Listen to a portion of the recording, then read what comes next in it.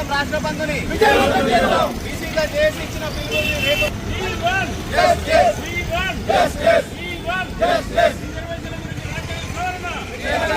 అంటే ఏదైతే ఇంద్రా సోని కేసు ఉందో ఆ Indra Sawhney case only education and employment గురించే చెప్పింది. ఎక్కడ కానీ పొలిటికల్ రిజర్వేషన్, లోకల్ బాడీస్ గురించి రిజర్వేషన్ కానీ ఎక్కడ మాట్లాడలేదు. సో మేము ఏం చెప్తున్నాం అంటే ఇప్పుడు తెలంగాణ రాష్ట్రంలో ఎంపారికల్ డేటా కూడా వచ్చింది. ఆ డేటా ప్రకారము 42% ఏదో ఇస్తున్నారు. 42% కూడా మాకు సరిపోదు.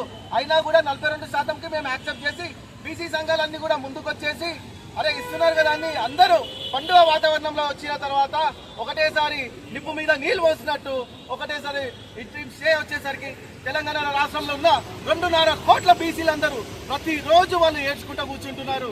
ఎందుకంటే తెలంగాణ రాష్ట్రంలో ఉన్న ప్రజలందరికీ కూడా నేను ఇక్కడ నుండి విజ్ఞప్తి ఏం చేస్తున్నానంటే రేపు జరగబోయే బంద్కి అందరూ స్వాతంత్రంగా బయటకు వచ్చి మీ దుకాణాలు కూడా అన్ని బంద్ చేసుకోవాలని మేము మీ వ్యాపారాలు కూడా రేపు సంపూర్ణ మద్దతు పలికి అందరూ బంద్ చేయాల్సిందిగా కోరుతున్నాము.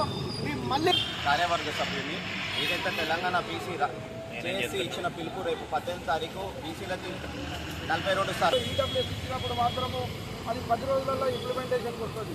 అదే 10% వచ్చినప్పుడు ఇన్ని అడ్డంకులు వస్తాయి.